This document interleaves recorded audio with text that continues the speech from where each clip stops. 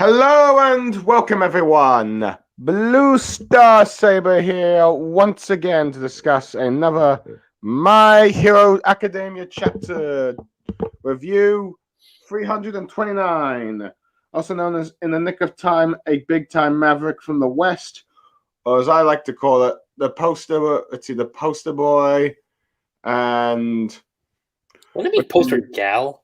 Let's see. Well, that is true to an extent, but there's someone else that's going to be the poster boy that's in this chapter. But the strongest woman is getting an uninvited guest as well. Hence the subtitle in this chapter thing. But anyway, you've already heard him, folks. Here's my co-host with the most, Lucky Cheese 7. I am confused. I won't say why. I'll address it at the end, but just want to say I'm confused. It's because I'd end up just saying what you usually say, co-hostess with the mostest? No. Okay, fair enough. But anyway. My Hero Academia, chapter 329, In the Nick of Time, blah, blah, blah. One chapter away from the big 330. Yep, 330 chapters, people. We're almost going to make it. We've almost made it this far. Oh, granted, I'm not sure if 330 is considered one of the Mind Stone chapters. I'm pretty certain. A milestone, but like just thinking about oh yeah, My Hero's been going on for 330 chapters. Yeah. It's still crazy to think about, but yeah, I think it's usually the milestones are either like in the 25s, 75s, or 50s or 100s usually. Mm-hmm. But go ahead. But yeah. Well, at least that's what they're supposed to, unless they become rather infamous. But yeah. 700.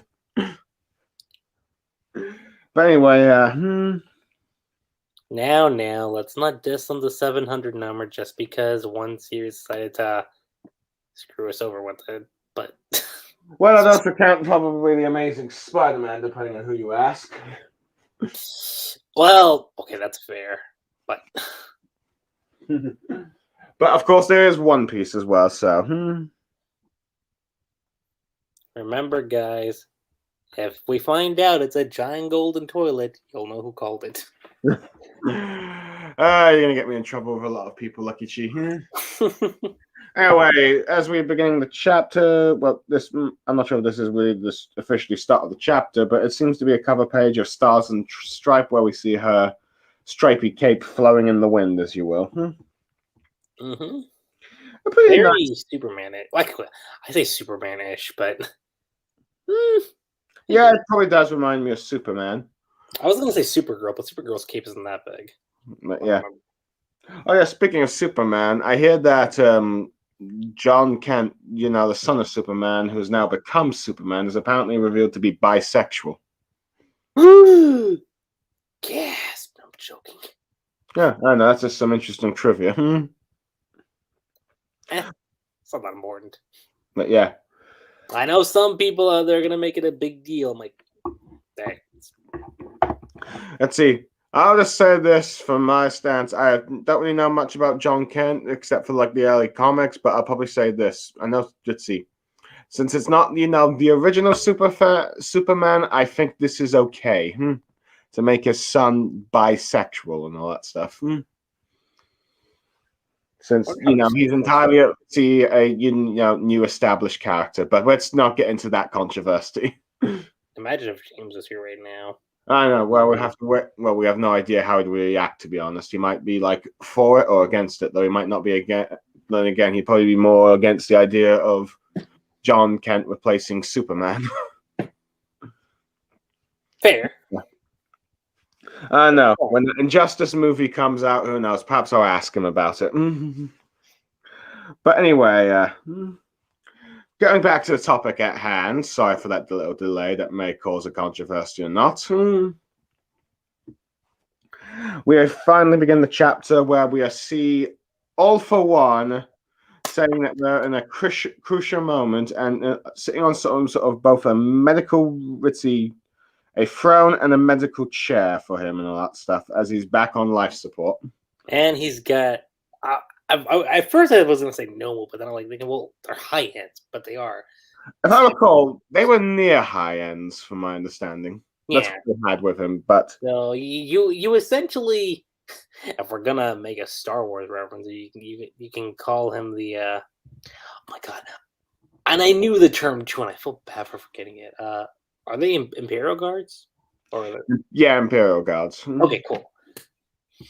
I was like, yeah, I guess you could say they're like that, but Much more monstrous, and I believe there is, if I'm judging from, if I'm looking at it correctly, 3 of them. one, yeah, there's three.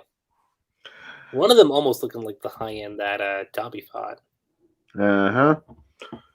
But granted, I am curious to see whether or not these near high ends are high ends now, or just still near high ends, or just regular normal. But yeah, it's not been made clear just yet, though. At the very least, we know that these are probably very powerful Nomus, and maybe even become a high end if All for One is, let's see, here to help finish off the developing them and all that stuff. Since I don't know why, but like now that I'm looking at All for One in the chair, I'm kind of like, you know what was missing? A cup of tea. I am curious to see if this is this. Let's see, but perhaps that's in discussion later. But yeah. Anyway, it goes on about how they escape conflicts and they have antics has proved like the perfect distraction and all that stuff, allowing them to find safe refuge on this like small this island where the heroes are devoting all their attention on them and all that stuff. Which I think is cool, but I was looking at the entrance and I'm like, y'all could have used maybe a little bit more vines, but that's, I guess, gotta work with what you got. I guess, but granted, from what I can tell, let's see, it's on a small island nation that no one actually has heard of and all that stuff. So, True. yeah. And he says they have won and all that stuff. And when Ken cuts to the next page, where Spinner said that Spinner, in a sort of skeptical tone, is saying how we could have won by also leaving the country and all that stuff. Mm-hmm. Though All for One says that he seems to have misread his intent, as this little match was the short term, winning this little round was the short term goal. And claiming, one for all is the midterm goal, if you will. Which, first time I read that kind of surprised me because I was like, huh, okay. Let's see. I mean, I guess in a way, like, even going back to the Paranormal Liberation War podcast we did months ago, that would it also explain why he was never like fully enthralled in getting it like right away, I suppose so, but yeah. The Spinner is confused, like this is not like the final goal and all that stuff, but yeah.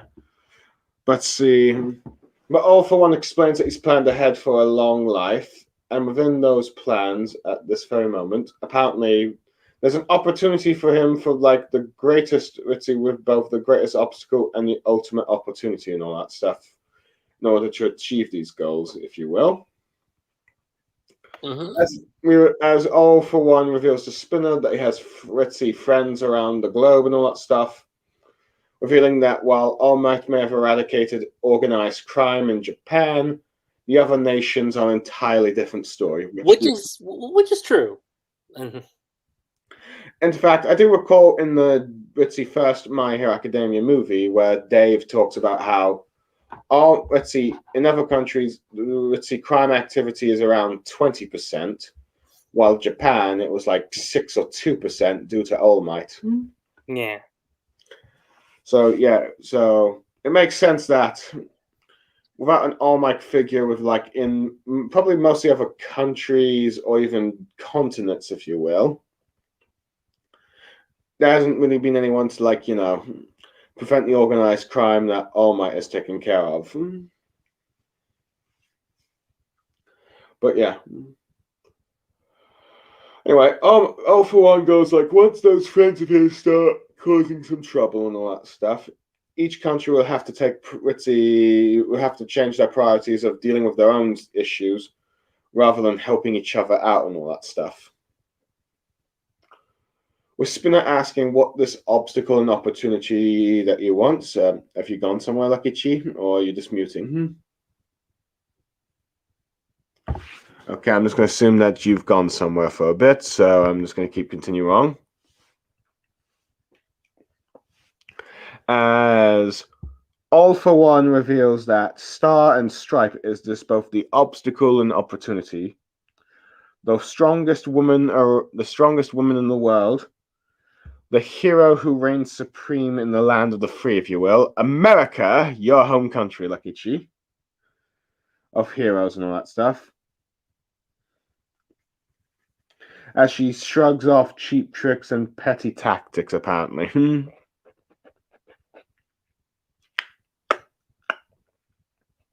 So apparently the gamble of this ritzy obstacle and opportunity that All for One talks about is that, let's see, she will prove far more of a nuisance if she arrives and all that stuff. Sorry about that, Blue. I got a missed call. That's why. Okay, but did you hear what I said? No. Repeat what you were saying. Well, let's see. As Spinner was asking about this obstacle and opportunity thing, let's see, All for One was revealing that it's Star and Stripe, the world's strongest woman, and the one who reigns supreme in America, the land of the free, your home country, Lucky Chi. That would be the common conception people would have about America, that's for sure. Yeah. Let's see, whether or not, though, granted, depending on who you ask, that is... okay, it's true, yet it's not true at the same time. I'll just say that. Especially with the situation going on right now. But yeah, now depending on how you feel about America, you might have very strong opinions on those words, but yeah. Let's see. But yeah, let's not get into that. But yeah, the home of heroes, which to be fair, America is the home. Okay, that is kind of true considering DC and Marvel. And when people think of superheroes, they think of American comics. Yeah. Let's see, but apparently with her cheap tricks and petty tactics, but apparently All for One is saying that the gamble he's played out for this obstacle and opportunity is that if he's able to steal her quirk, the rest of this upcoming war that he's planning and all that stuff would just be a formality. Granted, I think it's referring to like a war going on still now, so which is interesting. So for all we know, the war arc raid might have just been considered the first battle of a greater war, if you will. Are you telling me that a war can last more than 2 or 3 days? Or wait, even more than... Well, Attack on Titan already kind of proved that, so... Well, yeah, but let's see. But it would be interesting to see if it could also prove to last more than one arc, and well, or even saga, if you will. Yeah, I can see it. But I guess we'll just have to wait and see how, the world of My Hero Academia will conclude on that narrative, though. At the very least, All for One is perhaps preparing for at least a new war, or if you will. From the way he's talking about. Or at least they're preparing for one, as he goes on to talk about how, Spinner, unlike young Toya and the others,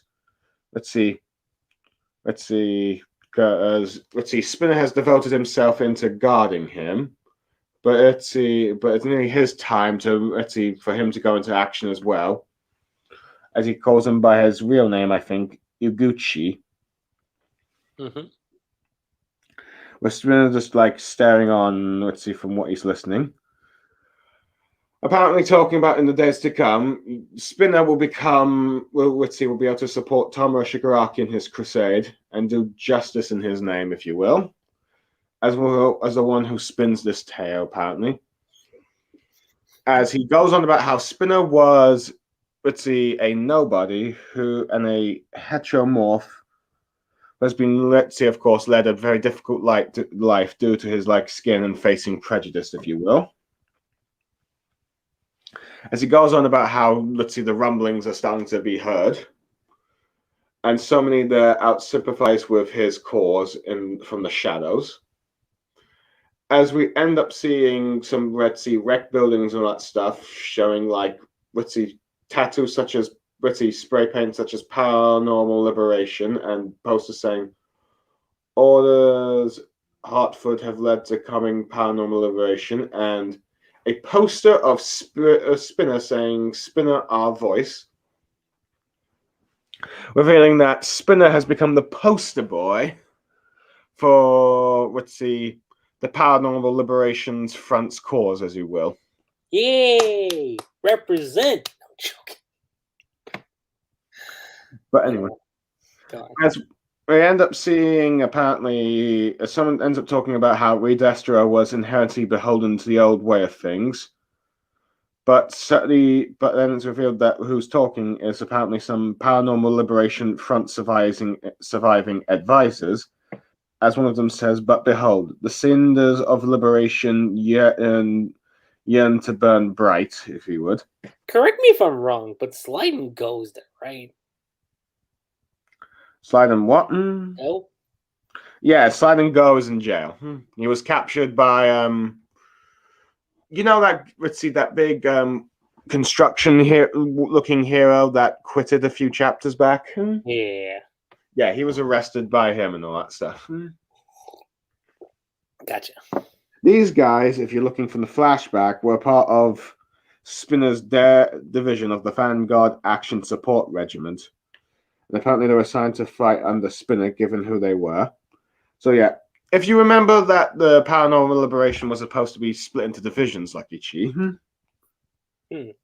Apparently the three, let's see, Paranormal Liberation advisors are the ones behind Spinner in the background from that time.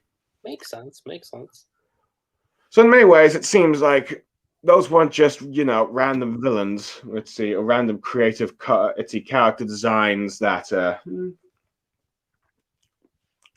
Corey was building, but possibly potential new villains to add later on in the series. I see. But to go on.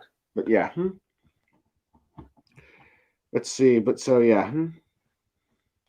Anyway, the great skeptic outlasted his peers and now tells us that liberation is at hand, and we are to eliminate what resistance remain and realize this revolution, if you will, from what I'm quoting.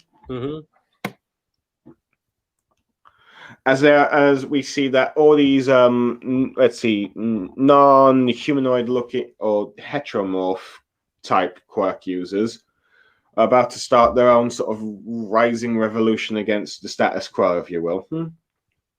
Yeah. Anyway, we go back to, I believe, let's see, Skeptic, right? I think so. He was with the Metal Liberation Army at one point. Yes, and I think he was put in the same division as either Twice or Spinner. Hold on, let me just Paranormal Liberation Front. Let's see. So this group is still, I'd say, at least while most of the members appear to be arrested, it's still active as a Bretty organization.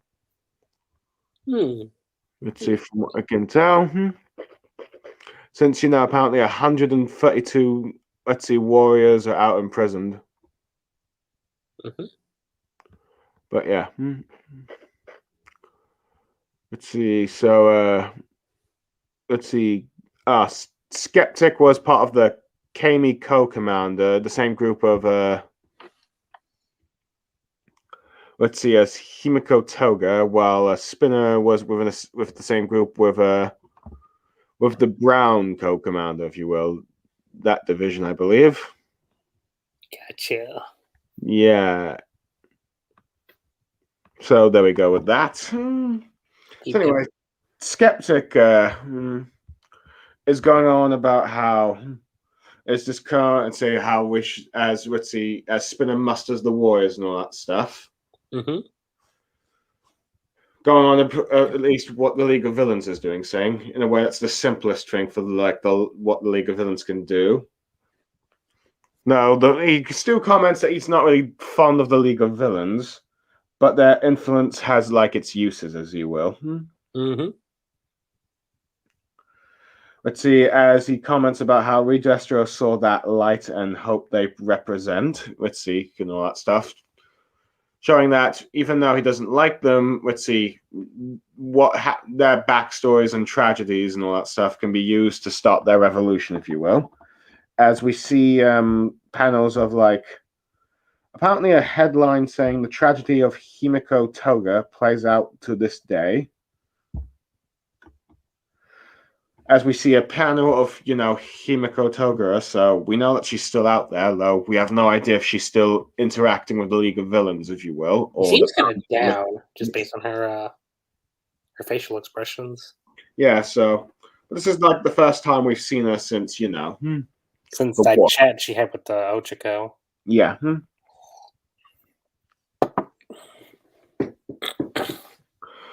So Skeptic goes it doesn't really matter, let's see, whether or not the League of Villains are true, liberators and all that stuff.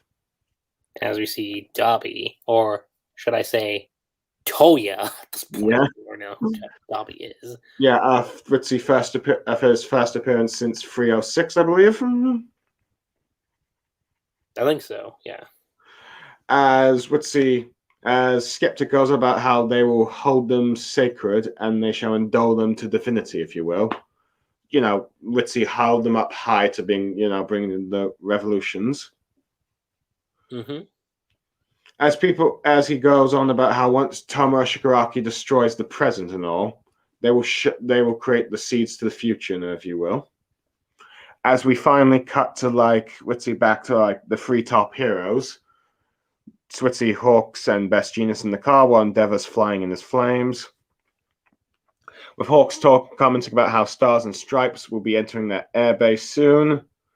And after they meet up with her, they'll start planning right away. As Hawk seems to say, it's seriously reassuring to have, her on their side, if you will. But they're wondering if if the officials are gonna get mad at her for, for Ritzy rushing in like this. However, Best Genius says that this may prove to be their salvation, as he's wanted to chat to her for some time now. Particularly, he wants to talk about the treasured vintage Diminu from the Gold Rush. I suppose that's supposed to be about her outfit or something, I guess? Or is this some sort of event? Yeah. More so, probably just about her outfit. Fair enough. I mean, the guy has jeans in his name. Of course, he'd be kind of curious about jeans. Yeah. And I guess, American fabric, I guess. But you go. But yeah. Anyway, Endeavor ends up phoning on to them, telling them that, asking if they're listening, and apparently that a report has come in now that during her flight path, someone has come, about 50k meters ahead and that stuff. Someone has arrived, and it's none other, and it's shown himself, and it's none other revealed to be none other than, as we see this sort of panel of the planes coming forward with some mysterious cloaked figure with a hand with a circle in it, and it's revealed to be none other than Tomura Shigaraki, your boy, Lucky Chi. The king has returned. But anyway, Stars and Stripes asks that. Although I would have more so said that after we got to the final page, but it still works. But yeah, but you can go a bit more about it. But before that, let's see. Stars and Stripes ends up joking about that she seems to have gotten a warm welcome and all that stuff. As we get a closer look at Tomura Shigaraki's eyes, with her asking if he is the villain they call All for One. As we see that Tomura Shigaraki cloaked in a muddy cloth with some shirt and some shirt and trousers on. He I'm ends up so saying, glad they brought back the cloak, because that cloak actually made him look cool. as he ends up saying, "Good question. What exactly am I?" As we see him riding on a Nomu and all that stuff. And Lucky Chi, your boy has returned. Yes, the king has returned, and I couldn't be more pleased about that than anybody right now. Yeah. And Especially that, coming off from okay, it was the second to last dubbed episode, but yeah. So that ends the chapter as it looks like Shigaraki and Stars and Stripes are about to have their fight in the air. mm-hmm. Okay, first off, it's nice to see this chapter ends up bringing back the League of Villains after being absent for so long since the war arc, if you will. I mean, if we're gonna be more specific, I want to say at the very least since chapter 297, I think, because we did take because Shigaraki was technically there, albeit under All for One's control. But yeah, the last villain to appear, last time any of the League of Villains was to appear, was like I said earlier, Darby with 306. But yeah. Mm-hmm. Anyway, I like how we've got let's see. I like how All for One has gotten his I think it might be his prison chair, and he's using it now as a throne for besides his life support with gnomes around him. I'm not sure if these are the same Nomu near higher Nomus that rescued him and Shigaraki and all that stuff. Who knows? Or for the very least, he might have let's see. It's possible that he might have upgraded these near high-end Nomus to, full-on high-end, perhaps, possibly. Yeah. As besides the Doctor, we know that All for One can create Nomus. Yeah. So, yeah. And at the very least, we know that there's at least 4 Nomus still under, All for One's, control. I mean, there were 7 near high-ends that broke prisoners out and all that stuff, so...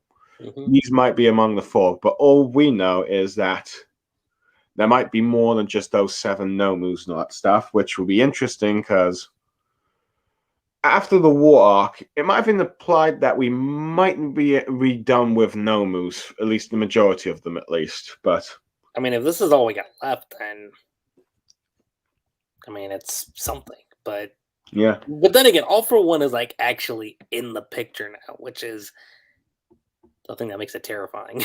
yeah. So it's still a possibility that we've got quite a few Nomus and all that stuff. Granted, I know for I mean, also keep in mind, he did say he did have friends from around the world, so it does make you wonder what he has up his sleeve. Yeah. Well, granted, let's see, with Nomus, he can always, granted, I think 4 Life is always, one thing that's always concerned 4 Life was or Sparta 3G, if you will, is that, that Nomus end up being the white Zetsu shock, stormtroopers, if you will. But as I think we've seen, for the most part, Koei has managed to not make that the case. Yeah. Let's see. As Nomus, I think, have remained, threatening throughout the entire series. Oh, for sure. Even the, less nameless ones. Mm-hmm. But anyway, so yeah. So, we do know that the Nomus, at the very least, they're still active in some capacity. We just don't know quite yet how many there are, or if their numbers increased, or if the ones the near high ends that are around, if they've been, been folded into high ends yet. But at the very least, they look big and intimidating. And we've learned that, All for One is currently on this little island nation somewhere in Japan. Yeah. And interesting here that with the conversations we get with Spinner and All for One, it still seems that Spinner's a bit skeptical of All for One. If at least that's my impression. What do you think, Lucky Chi? I mean, it's not the wrong impression I get, because I can definitely see this going 2 ways, where he's getting All for One, but he's also kind of I'm not so sure. It's a bit cryptic for sure. I can say that. Because clearly after League of Villains arc, which and all that stuff. Or My Villain Academia arc, if you will. Or Meta Liberation Army. Let's see, he seems to be fully committed to like Shigaraki's cause and all that stuff after having been a bit skeptical for a while. Yeah. But let's see. But it's clear that he wants to follow Shigaraki rather than All for One. Now, it's interesting here with this conversation that we learned that All for One, stealing, one for all, is not his end game goal. Yeah, like when I did my analysis video yesterday of the chapter, even I was kind of like, okay, that's kind of interesting how that. But then again, it goes back to what I mentioned earlier, where even Manga Reader kind of brought it up too, where he was like, okay, if he had the ability to take away one for all, why not just take it right from the get go? And this chapter kind of points out why he didn't just go for it right away. Because he's got some long-term plans to play it out and all that stuff. But yeah, once he's done it, let's see, he's got this end game goal, if you will. And if I had to guess, that's probably villain world domination. I mean, there was a time, according to All Might, where villainy was on the high, and that is kind of it's not exactly like that right now, but it's getting there. At least in Japan. The other countries, it's a wait and see and all that stuff. Yeah. In many ways, it does kind of remind me of what J.K. Rowling once said about the Death Eaters and Voldemort, that once they've taken over Britain and, kill Harry Potter, Voldemort will start his own pure blood conquest with all the other wizarding countries around the world and all that stuff. Yeah. Let's see, but as we know, depending on where your country you're from and which fictional media, your country ends up being the center of the world, or at least the center of the story. if you base it off of the Earth and all that stuff. Yeah. So it's like, if you're from America and you're making a fictional world of that's in America, living in America, you'll be the center of that story. If it's Britain, Britain will be the center of it. If it's Japan, Japan. And unless you go global, which is an entirely other possibility too. But I'm sorry, what? I said unless you cover like all aspects of the world, which is not a common thing, but fair enough. But yeah, that as well. Yeah.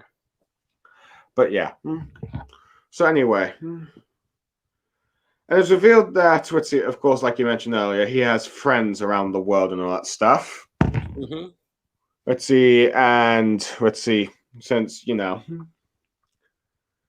I did kind of mention earlier how, since, All Might, took out, organized crime in Japan, that was not the case with the rest of the world, showing that this is, and we can now probably understand.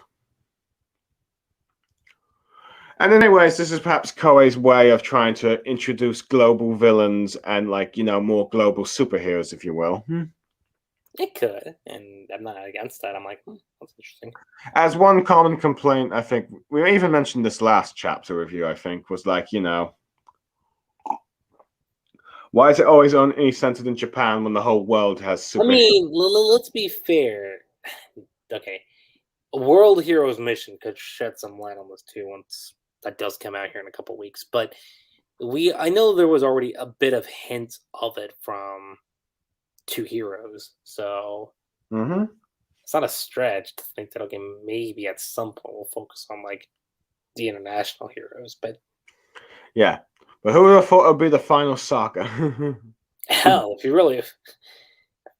you wanted a spin-off idea, you could do My Hero Academia Vigilantes. Vigilantes is already a thing. My Hero Academia International. You can make that a spin-off series too. Possibly, that stuff. That's one. You can do a lot with that actually. Like you don't just have to, it doesn't just have to be on one spot. It could be like Africa. It could be like you said, like England or Egypt would be cool. Well, they did have an Egypt hero last chapter, so they did. But imagine just focusing on an Egypt setting. That, or because we're Percy Jackson fans. Greece. But yeah. But I do like how, then again, we have no idea if Koei's read Percy Jackson or not. Well, at least the Greek aspect of it, But yeah. But we do know that, but we do, it's nice, but we do, but it's interesting to see with this conversation with Spinner, All for One reveals that once his friends start causing trouble, it'll be every man for himself, if you will. Mm-hmm. So it'll be interesting to see if this is like if All for One's playing this sort of like global hero conflict. It would be. So in other words, we might be getting a global war arc, if you will. Let's see. My Academia's done the raid. Let's see if it can do the global, I guess. You're telling me My Hero is going to do a global war before One Piece does? And if in case you're just wondering, people, me and Lucky Chi have been discussing war arcs, and I've dubbed them into 3 categories: global, final battle / battle, and raid war arcs. Yeah. Let's see. But yeah.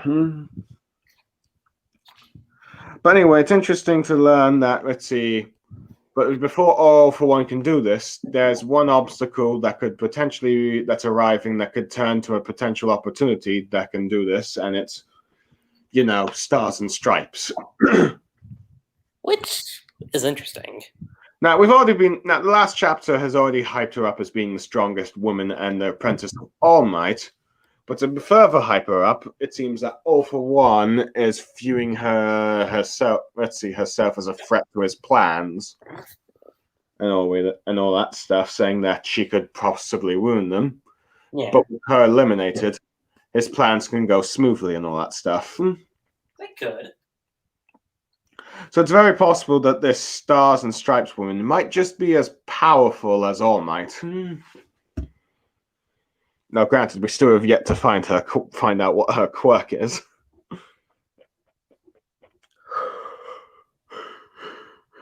Yeah, right. So it seems that besides stealing Witsy, so while All for One has gone on about how he's had a short-term goal of escaping to an island, a mid-term goal of stealing All for One, Witsy, One for All. And then this final step, he seems he might have another semi-goal in between that, of stealing possibly Stars and Stripes quirk to cause chaos with all the other countries in the world, because apparently she's one of the reasons why she's able to keep while the world has been able to keep stable, while All Might has kept Japan stable, if you will. Yeah. Which is interesting to think about, since All Might, the strongest male and female heroes kept either their countries and maybe to an extent the world to be pretty stable with crime.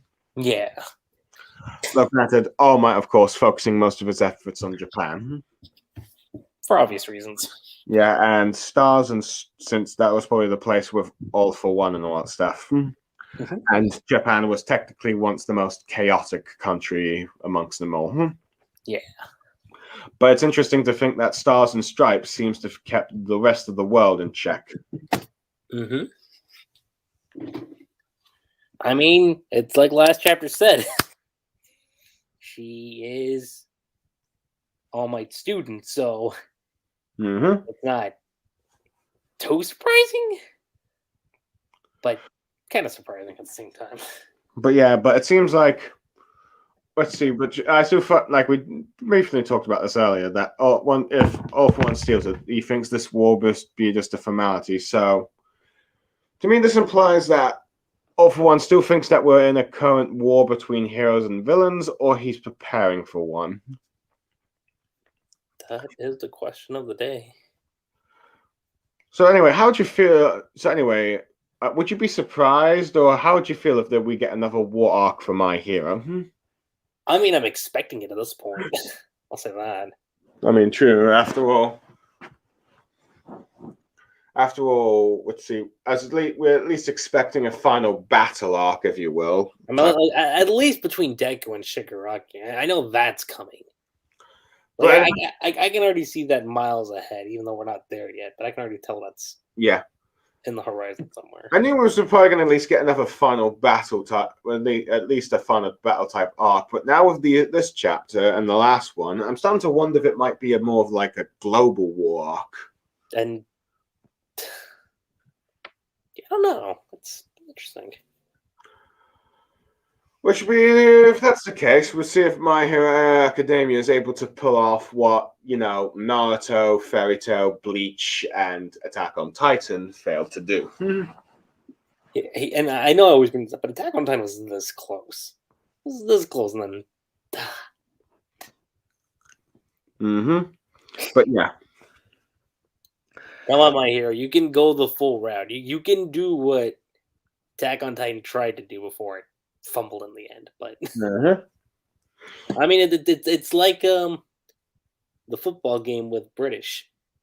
Okay, we're doing so good, and then the end happened. It's like, don't remind Brits of don't remind the English of penalties.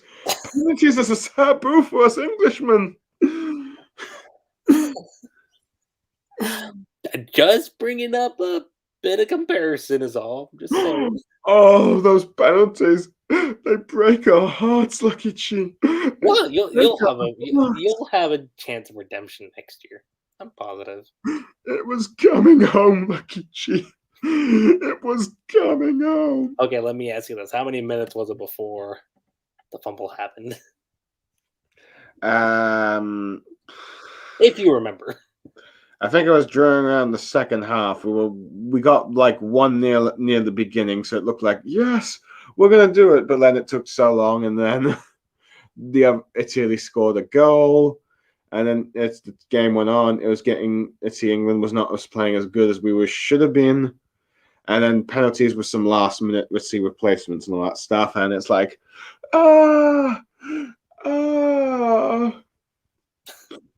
But yeah.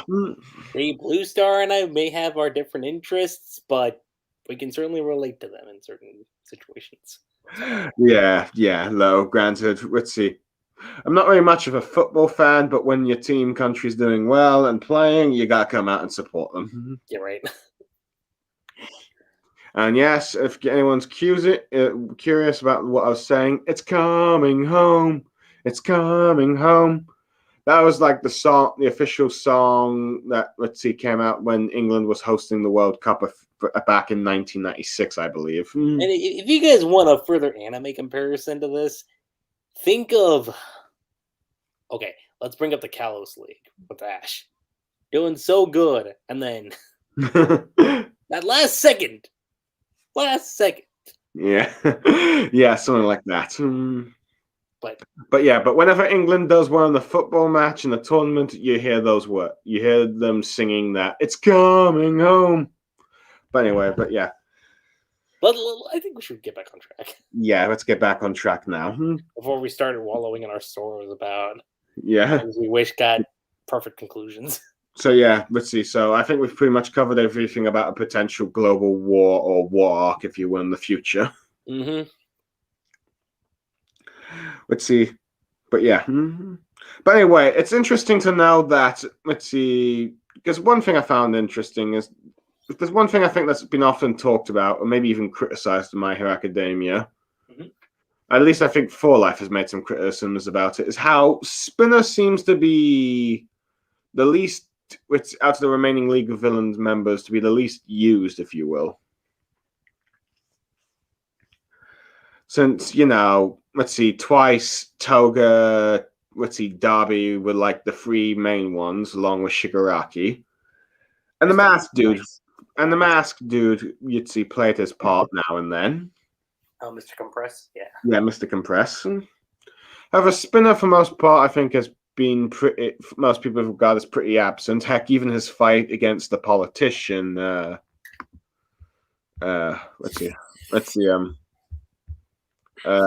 Trumpet, was cut short during, the My Villain Academia arc. Yeah. However, here it seems that All for One has big plans for him to become the poster boy for the heteromorph quirk users who have led, a difficult life. And he ends up saying that, with him doing this, let's see, he will help Shigaraki's cause. Let's see. Mm-hmm. Revealing that for some reason or another, he's chose to remain as All for One's bodyguard. Probably because Shigaraki is also with him and all that stuff at the times. Right. So he probably wants to make sure that Shigaraki's okay when, with dealing with All for One. But while it seems like Shigaraki has got his own task right now, All for One has, found a use for like Spinner, and that is continuing the paranormal liberation course of freeing quirks. But it seems like in this particular case, having him the face of like quirk users with non-humanoid appearances, particularly with that Spinner voice. And we end up seeing which, let's see, and I do like how character, because let's see, and it's very interesting that I think Koei has reused characters, or the character designs that when first introduced with like the separate divisions for like the Paranormal Liberation Front in the background for like our main 9 lieutenants, is that these lot were playing like these advisors were going to be playing a much more bigger role and may actually be named characters. Mm-hmm. Let's see. So I've forgotten which chapter, where you see all these different group divisions and all that stuff. But it's very much. But I think there's one of this. If it might imply that with these 3 figures, like this one hooded figure with like what appears to be some sort of like bone or spider legs around him. This mouthless woman with these special type of hairs around her, and this block like dude with a mask on. If they're among the 132 warriors, at least the other ones that were behind the other members of the lieutenants might be also playing a role in the future as well. Mm-hmm. I found interesting how the members of Spinner's division, if you will, think that Redestro was limited with to like the old things of doing the old ways of doing liberation. It seems these lot are more eager to follow Spinner. Yeah. But yeah, I do like how we're finally getting some stuff that's been built up with Spinner for the last few arcs, particularly the meta liberation at the beginning with like prejudiced appearance-based quirks and all that stuff.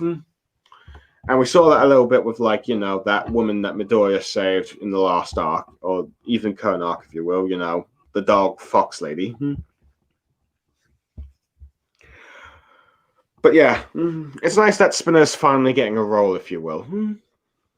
It's nice. No, I think it's really nice too, just to see that. It seems he's finally getting his chance to shine, or at least it's starting to build up to that. Mm-hmm. We still don't know what Spinner's ultimate fate will be in the end. Will he eventually turn against the villains, or will he attempt to but get killed by the All for One, if you will? Good question. Or will he be defeated by some heroes who also have appearances similar to him and all that stuff? You realize the way he did things was wrong, but who knows? Or just, remain a villain and be defeated. I do wonder about that. But in many ways, it's interesting how Koei is bringing up certain themes of prejudice with like him and all that stuff. In many ways, Spinner kind of reminds me of like X-Men and all that stuff, and the Brotherhood of Evil Mutants. I would have to say that too. So yeah. But anyway, I do like how we got like Skeptic, Toga, and Darby appearing as well and all that stuff. It seems like Toga has also become like a sort of poster girl for the Paranormal Liberation Front, with this poster saying about the tragedy of Himiko Toga plays out this day or something.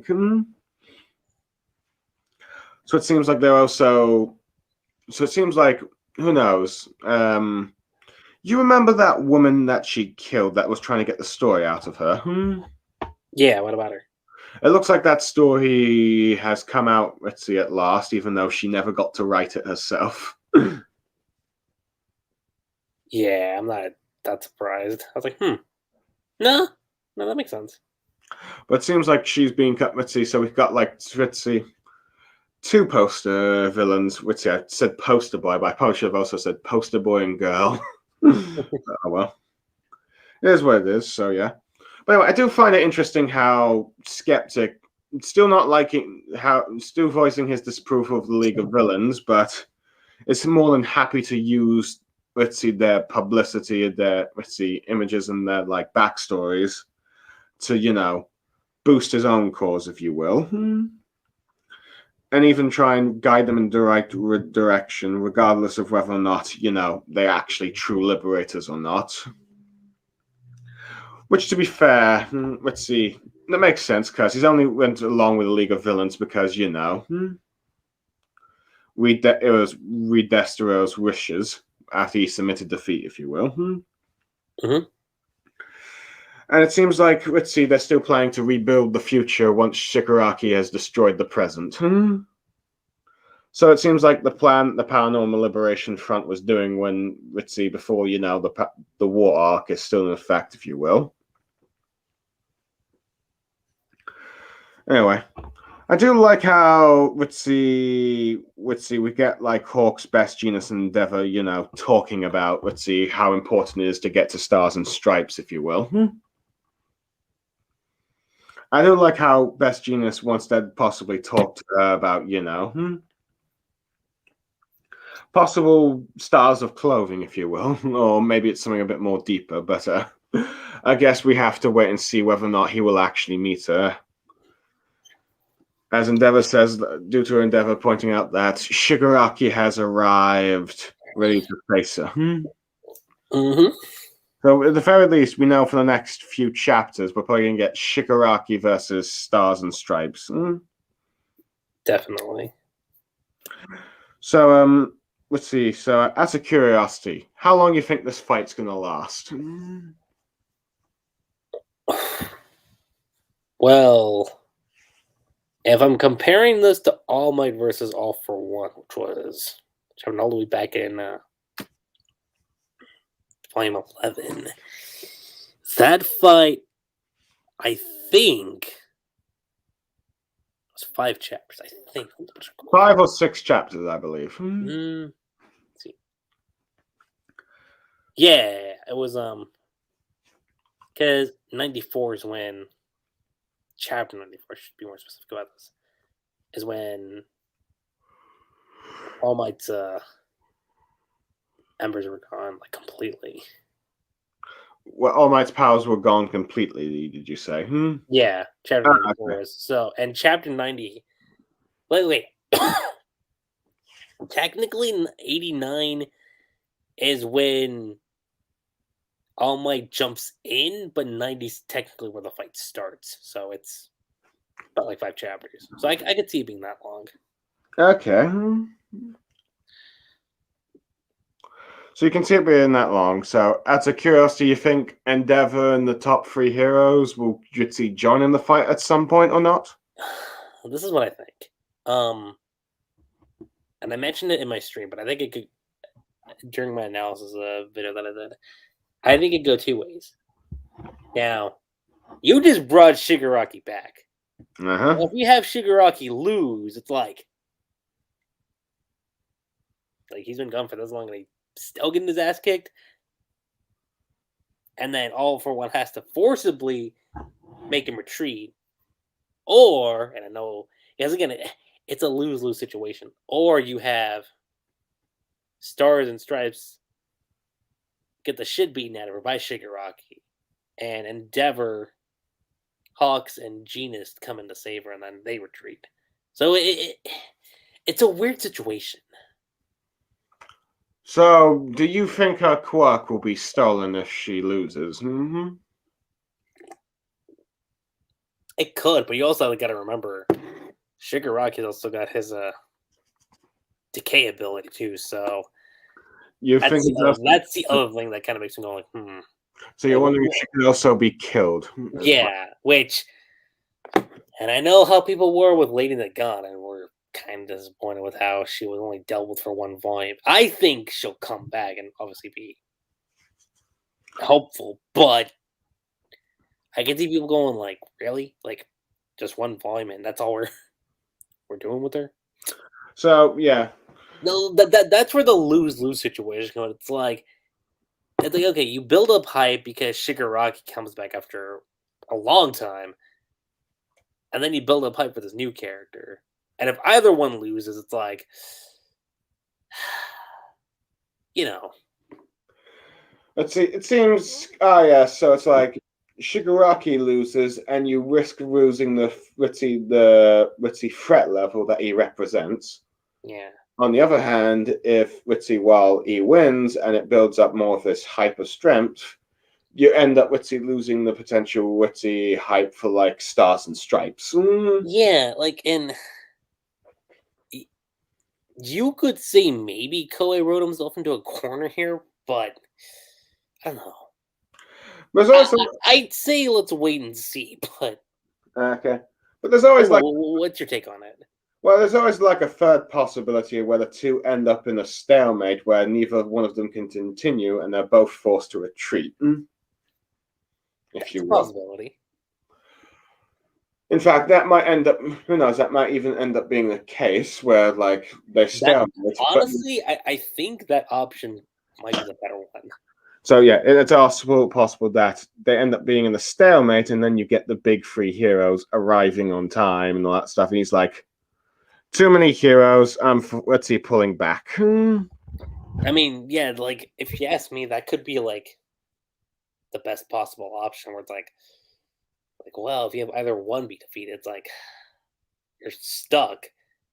But if it's a stalemate, then it's like, okay.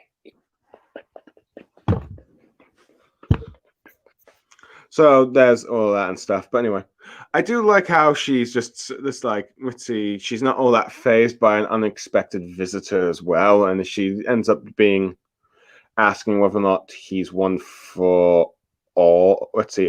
All for one. Mm-hmm. And it's interesting how Shigaraki talks about how he doesn't know who he is and all that stuff. So that's an interesting piece of dialogue as well. Yeah. I guess it shows the state of mind that Shigaraki's in, as he's probably realizing that he might not be fully in control of his own body at this point, as he's battling for dominance between him and his master. Yeah. So it seems like it seems like he's completely gotten rid of like the hand mask thing. I think, because I think he had one hand left though. I have no idea where it is now, So yeah. So out of curiosity, Lucky Chi, would you say we are now in a new arc? You kind of beat me to it because that's where I was leading this whole thing back to the beginning of the stream where I was like, I'm confused. Because, and it's interesting because I actually did a reread of chapters 319 to 328 because I'm like, again, well, okay, if up to 329 because that is going to, I think that's probably what's going to contain volume 33, the next one we're going to get.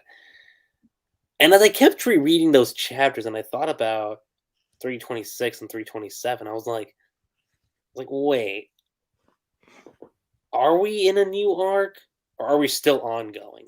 And that's where my confusion kicked in because I'm like thinking, because it feels separate from what we've been getting so far.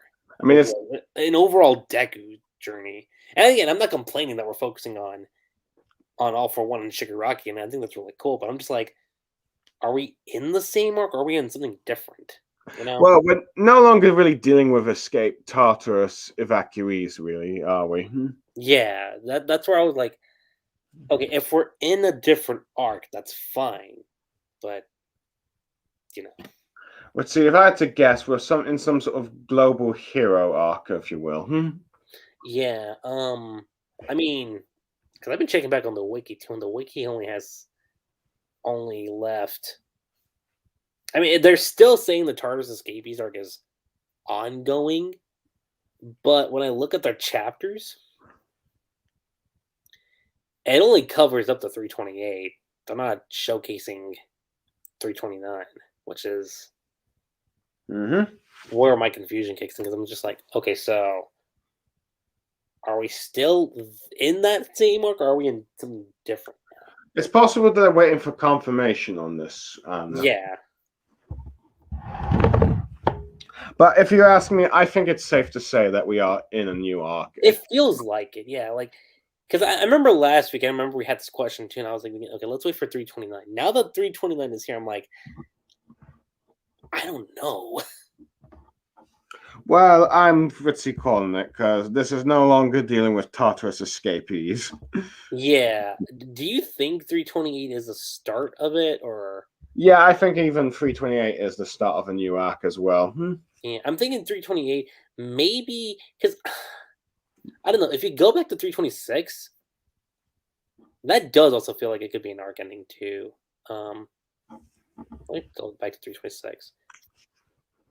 I mean, yeah, I know there's the whole thing with Deku and him taking a bath that went on 327, which you could even have the arc start off with that, if you will. But yes, enjoy some nice nerdy Deku fan service for the ladies, everyone. Joking. No, but like when I was going through my reread yesterday, right, like after I finished the stream and whatnot, when I got to 326, I kept focusing on this final page of the chapter, and I'll send it to you directly through Skype so you can get an idea. Okay. Let's see, taking a look at Skype. It's the last page of 326. Ah, yes. Yeah, I don't know. Like the more I look at that page, the more I'm like, okay, I could see that as like an ending to an arc. And to be fair, because Stain was the last villain shown from the escaped convicts from the Tartarus arc. Yeah. So it would make sense to end it on that. So I wouldn't be surprised if that's officially what they're going to say. This is the last chapter of the arc, and then the last few chapters have been a part of the Global Heroes arc and all that stuff. So yeah, I mean, again, I'm not complaining if we're still in the same arc. Cool. It's just weird that we're not. But at this point, it's like this feels like you're dragging the arc too much. I know, right? So I think, yeah, we're in a new arc, and it's. I mean, even if we're going by the wiki, even the summary, which just says, yeah, the Hero Society has faced a significant decline ever since the Paranormal Liberation War, right? And worse, many of Japan's top villains have escaped from the prison. With the fate of the country in his hands, Deku decides to leave UA, for obvious reasons, and working alongside All Might and the top 3 heroes to track down the remnants of the League of Villains, as well as to continue to harness the power of One for All in preparation for the final battle against All for One. That's the basic gist of that summary of the TARDIS Escapees arc. And here's the thing: post 326, not even 326. Let me double check on this. Yeah, not even 326, but like after, you could even argue 325. Yeah, let's say relatively after 325, Deku's back at UA, so that's where I kind of draw the line of like, okay, like where are we right now with this? Well, if the arc's done, that's cool. It's just weird how we're still kind of including this alongside that, you know? Well, I think the wikis just don't really know what's going on, because to be fair, wikis, I wouldn't entirely say, while useful information, I wouldn't always necessarily call them 100% reliable. Oh, I know. I know they're not 100% reliable. I'm just kind of sitting here going like. So I'm assuming that, at least with All Might and Stain, the arc has ended, and we're in this new global arc with these global heroes.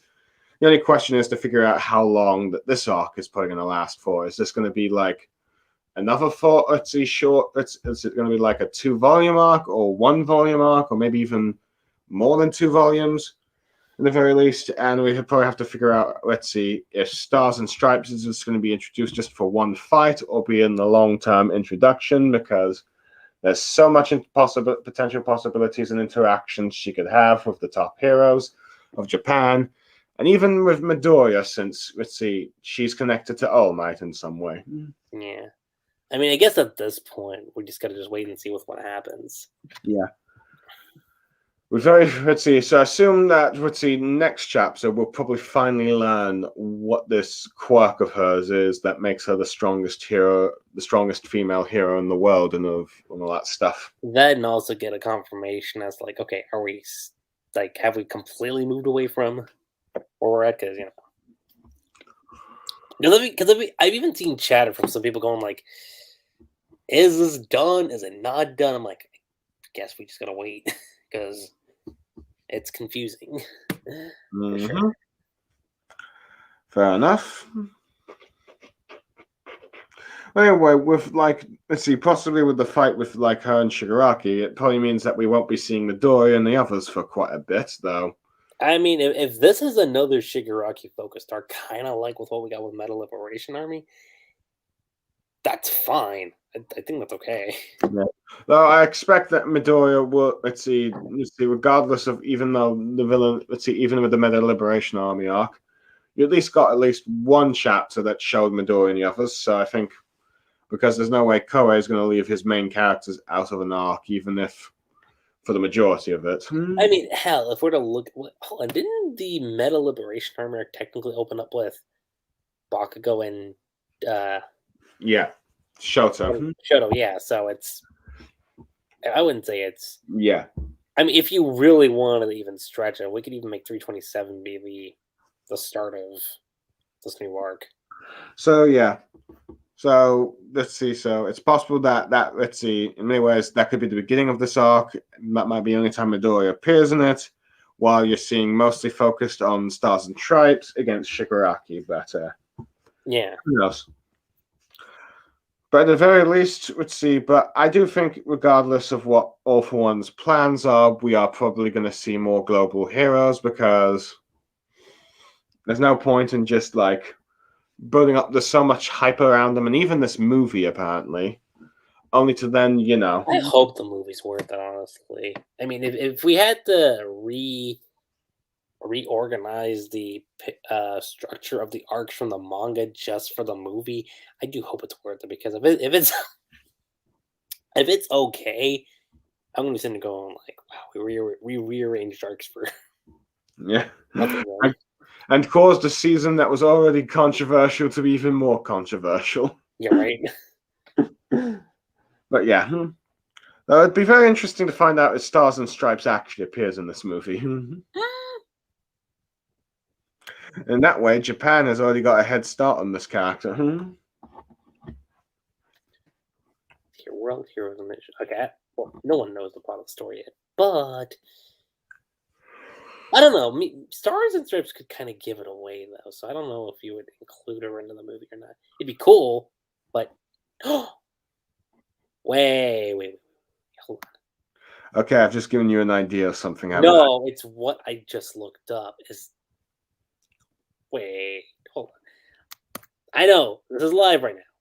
Don't quote me on this, but oh shit. Okay. Huh. I'm not gonna say with who, but your theory is kind of accurate. I'll just leave it with that. Okay. I won't say who, but I'm just like, oh. Well, you're definitely going to probably be giving our audience a pretty much of a bit of a guessing here, Lucky Chi. That's why I keep my mouth shut. Fair enough. Well, anyways, anything else you want to say before we go to the scoring? Okay. I guess just to fully wrap it up. So, Shigaraki versus Stars and Stripes. Looking forward to it. Chapter could last 4 or 5 chapters, and I'd be fine with that. The outcome doesn't leave me curious as to which direction Koei's going to go in. And besides the obvious confusion question I had, hopefully 330 confirms that, I don't really got much to say. Fair enough.